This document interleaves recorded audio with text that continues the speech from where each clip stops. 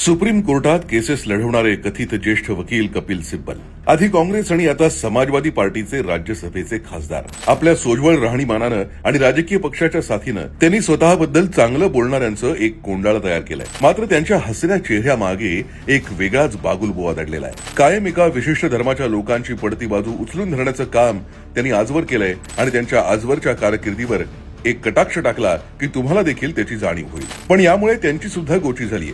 कारण एका विशिष्ट धर्माची बाजू उचलून धरता धरता ते अनेक केसेस सुप्रीम कोर्टात गमावून बसलेत. त्यामुळे सर्वाधिक केसेस हरणारा ज्येष्ठ वकील असाही त्यांच्यावर शिक्का बसलाय. त्यामुळे सुप्रीम कोर्टात जाऊन केसेस लढवण्यामागे त्यांचा एक धार्मिक अजेंडा आहे हे उघडच आहे. त्यांच्या या हरलेल्या केसेसचा आढावा घेऊच, मात्र त्यातली एक केस सर्वात आधी सांगायला हवी. या केसबद्दल ऐकूनच तुमची तळपायाची आग मस्तकात जाईल आणि त्यावरून त्यांच्या इतर केसेसचा तुम्हाला अंदाज येईल. 2015 मधली घटना. 1993च्या मुंबई बॉम्बस्फोटातील दोषी याकूब मेमनला फाशीची शिक्षा प्रत्यक्ष दिल्या जाण्याआधीच हे गृहस्थ सुप्रीम कोर्टात पोहोचले. त्यांनी चक्क फाशीला स्थगिती देण्यासाठी सर्वोच्च न्यायालयाचे दरवाजे रात्री उशिरा ठोठावले होते. ऐतिहासिक मध्यरात्रीच्या सुनावणीनंतर न्यायालयानं त्यांची याचिका फेटाळून लावली आणि मेमनला फाशी देण्यात आली. झालं, कपिल सिब्बल ती केस हरले. 2017 मध्ये ट्रिपल तलाक प्रकरणातही कपिल सिब्बल यांनी त्यांचा एका विशिष्ट धर्माबद्दलचा पुळका दाखवून दिला. सायरा बानो विरुद्ध भारत सरकार या प्रसिद्ध खटल्यात सिब्बल यांनी All India Muslim personal law बोर्डातर्फे वकिली केली. तात्काळ ट्रिपल तलाक ही मुस्लिमांची धार्मिक प्रथा असून त्यात न्यायालयानं हस्तक्षेप करू नये असा युक्तिवाद त्यांनी केला. पण न्यायालयानं 3-2 अशा बहुमतानं ही प्रथा महिलांच्या हक्कांचं उल्लंघन करणारी आणि बेकायदेशीर ठरवली आणि सिब्बल यांची नाचक्की झाली. 2019 मध्ये मात्र कपिल सिब्बल थेट हिंदू धर्माच्या मर्मबंधातली ठेव असलेल्या राम मंदिराविरोधात उभे ठाकले. राम जन्मभूमी बाबरी मशीद जमीन वादात ते पडले आणि त्यांच्या आजवरच्या वागण्याला साजेसं काम त्यांनी केलं आणि ते म्हणजे हिंदू धर्माविरोधात उभं राहण्याचं. शतकानुशतकं चाललेल्या अयोध्येच्या वादामध्ये कपिल सिब्बल यांनी सुन्नी वक्फ बोर्डाची बाजू मांडली.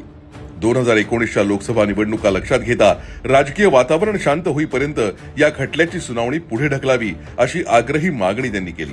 न्यायालयानं ती फेटाळली आणि अखेर नोव्हेंबर 2019 मध्ये ऐतिहासिक निकाल देत वादग्रस्त जमीन हिंदू पक्षकारांना सोपवली. झालं, कपिल सिब्बल यांचा हिंदू विरोधी चेहरा त्यावेळी जगासमोर आला.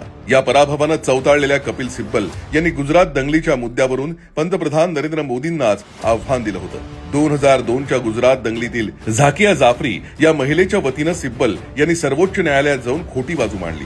विशेष तपास पथकानं गुजरातचे तत्कालीन मुख्यमंत्री नरेंद्र मोदी आणि इतरांना दिलेल्या क्लीन चिटला त्यांनी आव्हान दिलं होतं. मात्र जून 2022 मध्ये सर्वोच्च न्यायालयाने ही याचिका पूर्णपणे फेटाळून लावत एसआयटीची क्लीन चिट कायम ठेवली. पंतप्रधानांची बदनामी करण्यासाठी सिब्बल यांनी ते प्रकरण उकरून काढलं, पण त्यांच्या हाती पराभवाचं धुपाटणं आलं. इतकं करून कपिल सिब्बल थांबतील तर नवल. त्यांनी 2023 मध्ये कलम 370 रद्द करण्याला कायदेशीर आव्हान दिलं. केंद्र सरकारनं जम्मू काश्मीरचा विशेष दर्जा काढून घेतल्यानंतर या निर्णयाविरोधात नॅशनल कॉन्फरन्स पक्षाच्या वतीनं सिब्बल यांनी सर्वोच्च न्यायालयात जोरदार युक्तिवाद केला. हा निर्णय घटनाबाह्य असल्याचा दावा त्यांनी केला. मात्र डिसेंबर 2023 मध्ये 5 न्यायाधीशांच्या घटनापीठानं केंद्र सरकारचा निर्णय वैध ठरवत सिब्बल यांचं आव्हान मोडीत काढलं.